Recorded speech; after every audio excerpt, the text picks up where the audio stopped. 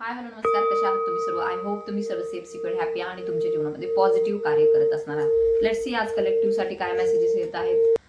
Angel please guide मी. सध्याच्या सिच्युएशनमध्ये काय करायला पाहिजे? Angel please guide me. May be असू शकतं कलेक्टिव्हची एनर्जी खूप जास्त स्टकनेसची आहे, त्यांना ह्या एनर्जीमधून बाहेर पडता येत नाही आहे, किंवा असू शकतं कुठल्या तरी ट्रॅपमध्ये ते अडकलेले आहेत, बाहेर कसं पडावं हे समजत नाही आहे. Angel please guide me for the collectives. ओम नमः शिवाय, हर हर Mahadev, Shri Swami Samarth. My angel spirit guides, divine energies please guide me. Archangel Michael please guide me and protect me.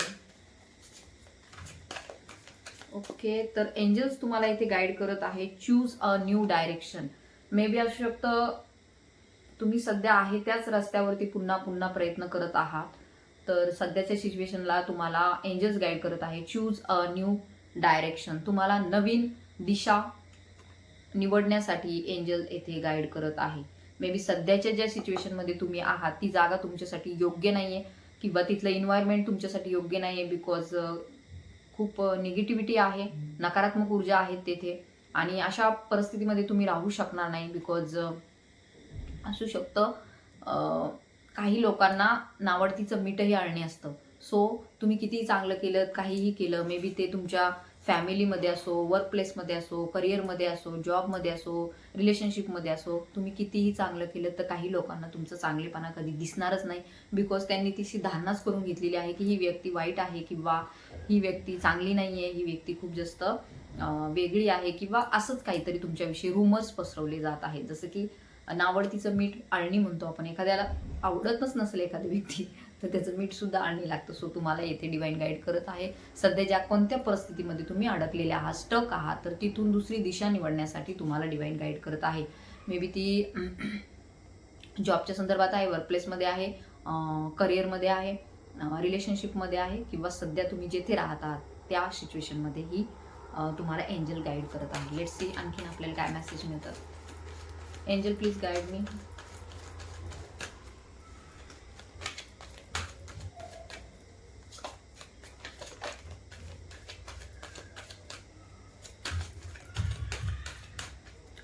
One okay. In the near future, may be पुढील काही काळामध्ये, भविष्यामध्ये तुमच्या जीवनामध्ये न्यू ऑपॉर्च्युनिटीज येताना आपल्याला दिसून येत आहे. चांगले बदल तुमच्याकडे येताना दिसून येत आहे. पॉझिटिव्ह बदल येताना दिसून येत आहे. मे बी ते तुमच्या रिलेशनशिपच्या संदर्भामध्ये इथे जास्त इंडिकेट होत आहे. जे कोणी हा व्हिडिओ पाहत आहे, मे बी वैवाहिक जीवनामध्ये काही गोष्टी ज्या आहेत त्यामध्ये थोडीशी अडचण निर्माण होत आहे, तर त्यामध्ये तुम्हाला पुढील काही काळामध्ये नवीन चान्सेस मिळत आहेत. पॉझिटिव्हिटी तुमच्याकडे येत आहे. नात्यांमध्ये पॉझिटिव्ह बदल, सकारात्मक बदल होताना दिसून येत आहे इन द नियर फ्युचर, पुढील काही काळामध्ये. ओके, डिवाइन तुम्हाला गाईड करत आहेत की a year from now, may be पुढील काही एका वर्षामध्ये, अ इयर फ्रॉम नाऊ म्हणजे पुढील वर्षामध्ये असू शकतं फिमेल एनर्जीसाठी ही खूप जास्त रीडिंग रेझोनेट होईल, बिकॉज असं इंट्युशन येत आहे. पुढील एका वर्षामध्ये तुमच्या जीवनामध्ये परफेक्ट टायमिंग येत आहे. कशासाठी परफेक्ट टायमिंग येत आहे? मे बी काही गोष्टी ज्या आहेत त्या क्लिअरली बोलताना येथे दिसून येत आहात तुम्ही. तुमच्या जीवनामध्ये क्लिअरिटी येत आहे कम्युनिकेशनमध्ये. ज्या काही गोष्टी तुम्ही बोलले नाहीत आजपर्यंत त्या गोष्टींसाठी तुमच्याकडे क्लिअरिटी येत आहे, स्पष्टता तुमच्या जीवनामध्ये येत आहे. फॉरगिवनेसच्या एनर्जीमध्ये येण्यासाठी डिवाइन तुम्हाला गाईड करत आहे. मे बी तुम्ही कोणाला तरी माफ करू शकत नाहीये. अशा काही घटना घडून गेलेल्या आहेत की तुम्हाला त्यांना माफ करता येत नाहीये, कारण की त्रास तुम्हाला खूप जास्त झालेला आहे. करणाऱ्याला त्याचं काही नाही वाटत, परंतु ज्यांनी ते सहन केले त्या व्यक्तीला माहिती असतं की आपण काय सहन केले. सो येथे तुम्ही त्यांना माफ करू शकत नाही, तर एंजल्स तुम्हाला गाईड करत आहे.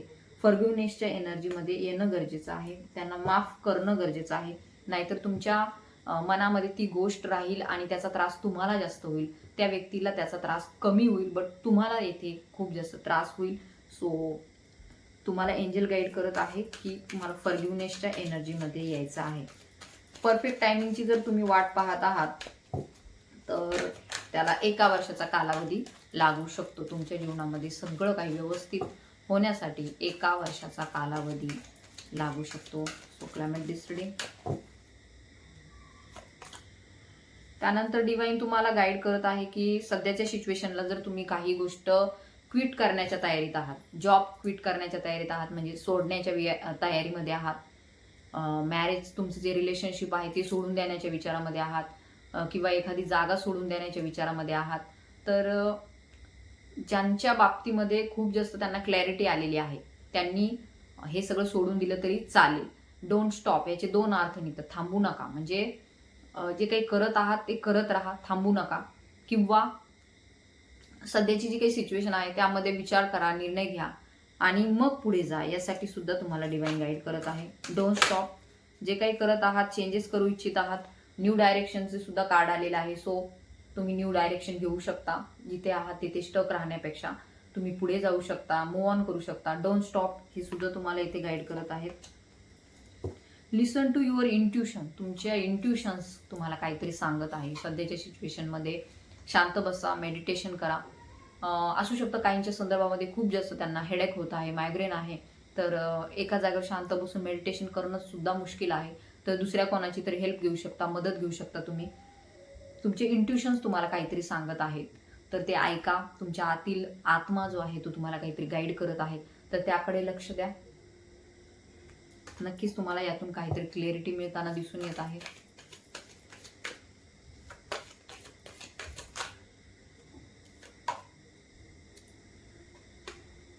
असू शकतं काहींच्या बाबतीमध्ये इथे वेट करण्यासाठी सुद्धा एंजल्स तुम्हाला गाईड करत आहे. Wait, this is not right time. काही गोष्टींसाठी वेट करा, वाट पहा. आणि जर तुम्हाला माहिती आहे की यामधून पुढे काही शक्य होणार नाही, तर तुम्ही पुढेही जाऊ शकता. न्यू डायरेक्शन चेंज करू शकता डायरेक्शन तुमची.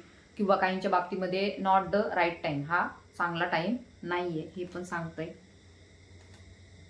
सक्सेस येत आहे तुमच्याकडे, सक्सेसफुल एनर्जी आहे. सो असू शकतं पुढील काही दिवसांमध्येच तुमच्या जीवनामध्ये सक्सेसफुल एनर्जी येताना आपल्याला दिसून येत आहे. काही गोष्टींना लेट गो करण्यासाठी तुम्हाला इथे एंजल्स गाईड करत आहे. काही गोष्टींना सोडून द्या, खूप जास्त मनावरती लावून घेऊ नका. मे बी विचार खूप जास्त करू नका. ओव्हर थिंकिंगच्या एनर्जीमध्ये तुम्ही दिसून येत आहात, तर जास्त विचार करू नका. काही गोष्टी सोडून दिलेल्याच तुमच्यासाठी चांगल्या असतील. काही प्रश्न सुटत नसतील तर ते प्रश्न सोडून द्यावेत. या बाबतीमध्ये तुम्हाला एंजल गाईड करत आहे. सो मेसेजेस आहेत, टॅरोट थ्रू काही मेसेजेस घेऊया.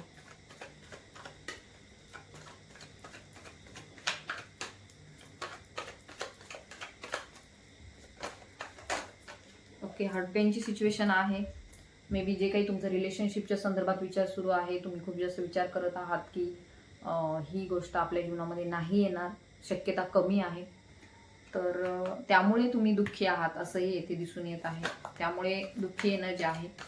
बट मे बी रिलेशनशिपच्या संदर्भामध्ये आपल्याला येथे दिसून येत आहे. लव्हरचं कार्ड इंडिकेट करत आहे की ज्या कोणाचा तुम्ही विचार करत आहात, दुःखी आहात, तर ती व्यक्ती तुमच्यासाठी तुमचाच विचार करत आहे आणि त्यांच्याही मनामध्ये तुमच्याविषयी तेवढ्याच पॉझिटिव्ह फिलिंग आहे.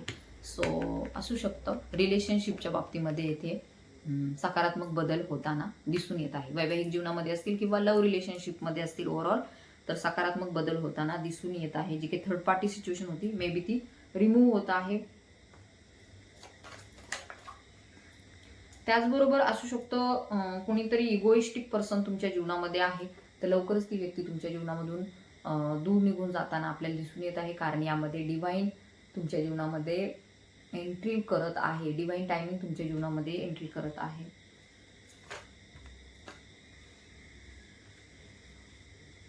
तर काहींच्या बाबतीमध्ये येथे दिसून येत आहे आफ्टर पौर्णिमा खूप जास्त ते निगेटिव्ह झालेले आहेत किंवा काहीतरी ह्या सगळ्या जीवनामधून त्यांना कंटाळा आलेला आहे. त्यांना असं वाटतं की हे काहीच नको आहे आपल्याला, इथून कुठेतरी दूर निघून जावं, कारण की ही जागा त्यांच्यासाठी नाही आहे. बिकॉज स्पिरिच्युअल लोकांना खूप जास्त येथे टार्गेट केलं जातं. स्पिरिच्युअल लोकांना खूप जास्त त्रास होतो, कारण की तुमच्यासारखे सगळे नसतात, आपल्यासारखे सगळे नसतात. सो त्यामुळे एक ह्या 3D मध्ये लॉजिकल लोकांच्या जीवनामध्ये खूप जास्त स्पिरिच्युअल लोकांना त्रास सहन करावा लागतो. तर येथे दिसून येत आहे की ही जी काही दुःखी एनर्जी आहे ती जाऊन तुमच्या जीवनामध्ये पॉझिटिव्हिटी येत आहे, सकारात्मकता येत आहे. सो क्लायमेट डिसिडिंग पॉझिटिव्ह बदल, सकारात्मक बदल होत आहे. बॉटमची एनर्जी आपल्याला 10 ऑफ सॉर्ट्सची दिसून येत आहे. सो 10 ऑफ सॉर्ट्स इथे इंडिकेट करत आहे की सध्याच्या सिच्युएशनमध्ये तुम्ही खूप जास्त स्टक आहात, तुम्हाला बाहेर पडता येत नाही. मे बी समहाऊ तुम्ही कुठल्या तरी ट्रॅपमध्ये फसलेले आहात. तर लवकरच तुम्हाला इथे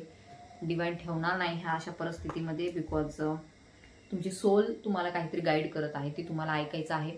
तुमच्या अंतरात्म्यातून तुम्हाला जो काही आवाज येतो तो तुम्हाला ऐकायचा आहे. कुठल्याही गोष्टीचं बर्डन घेऊ नका.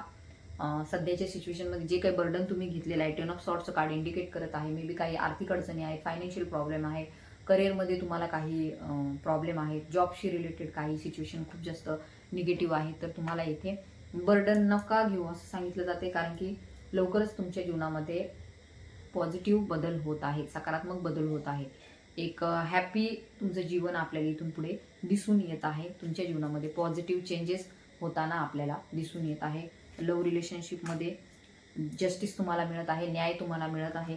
लवकरच तुमची जी काही स्थान आहे ते येथे त्याच्यामध्ये वाढ होताना दिसून येत आहे. एका उच्च पदावर तुम्हाला ठेवण्यात येत आहे.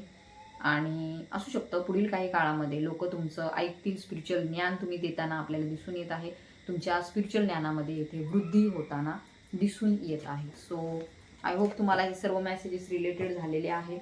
तर ज्यांना ज्यांना रिडिंग रेझोनेट झाली त्यांनी क्लेम करा, तुमच्या इष्टदेवतेच्या नावाने कमेंट करा.